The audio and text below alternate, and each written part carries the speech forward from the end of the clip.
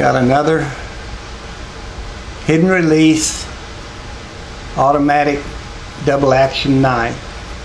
You can open the blade manually.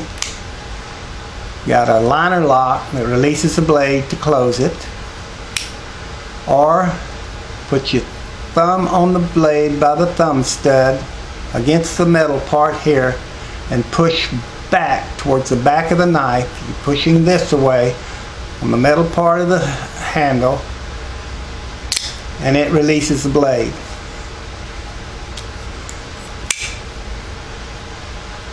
Put your thumb on the blade by the thumb stud against the metal part of the blade, pushing it back towards the back of the knife, and that releases the blade.